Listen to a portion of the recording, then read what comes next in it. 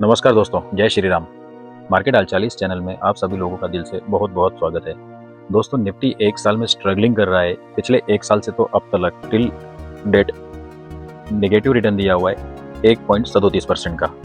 और हाल ही में जो शुक्रवार के दिन जो मार्केट क्लोज हुआ था वो थोड़ा सा पॉजिटिव में क्लोज हुआ था 0.27% के हिसाब से। और दोस्तों, ऐसे ही मार्केट में बहुत से स्टॉक ऐसे हैं जो कुछ पॉजिटिव भी रिटर्न दिया हुआ है, जिन्होंने नेगेटिव रिटर्न भी दिया हुआ है। आपका एक साल में आपका पोर्टफोलियो का रिटर्न कैसा रहा है, पॉजिटिव नेगेटिव, मुझे कमेंट सेक्शन में जरूर बताइएगा।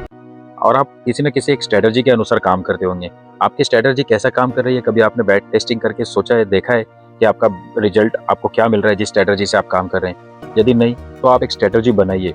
आपको डेफिनेटली जहाँ पे प्रॉफिट होता है उसे नोट डाउन कीजिए, उस तरीके से आप ट्रेड लेना शुरुआत कीजिए। मैं डेफिनेट कहता हूँ आपको, आप 3 महीने ऐसा करके देखिए, 3 महीने में आप रिजल्ट देख लीजिएगा।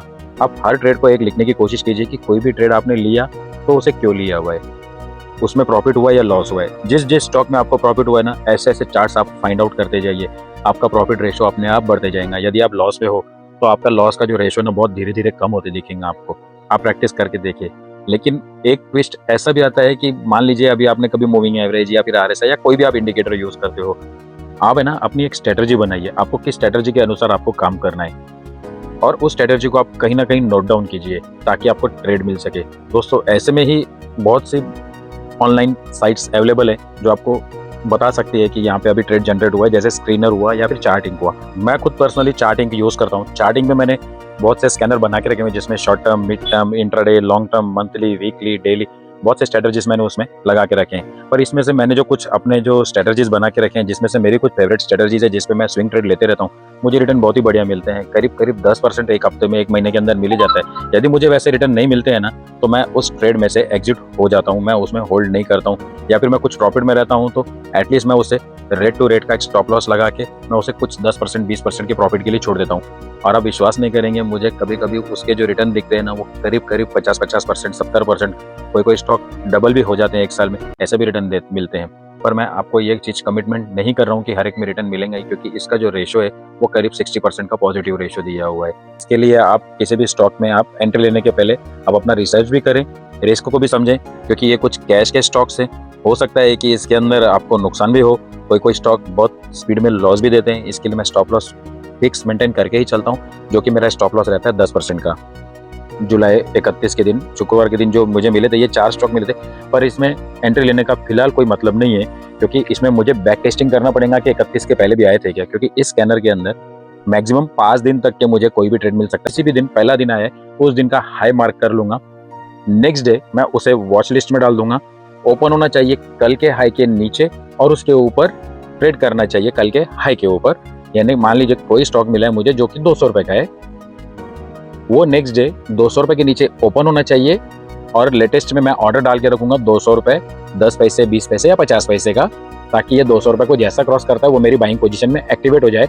और जो मेरा पहला स्टॉप लॉस रहेगा वो जो कल के डे का लो रहेगा वो, या फिर जिस प्राइस पे मैं बाय कर रहा हूँ वहां से एटलीस्ट 10% का मेरा स्टॉप लॉस रहेगा। ठीक है, ये मेरा एक पहला कंडीशन स्टॉप लॉस में।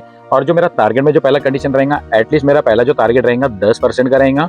मेरा दूसरा टारगेट रहेगा 15 से 20% के बीच, ऐसे उसमें क्या एक्टिविटी, क्या वॉल्यूम पोजीशन बैठ रही है।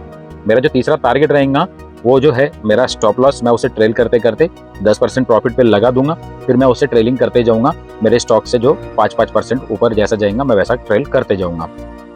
अभी ये इसमें मैं एक रैंडमली डेट सिलेक्ट करता हूँ। अभी मैंने इसमें रैंडमली एक डेट उठाई जो कि आई है 25 फरवरी। अब मैं 25 फरवरी के दिन का हाई जैसा ही ब्रेक होता है मैं वैसे ट्रेड नहीं लूंगा। इसमें मैं पहले चेक करूंगा प्रीवियस डे में मुझे कौन से शेयर थे, यही तीनों शेयर थे।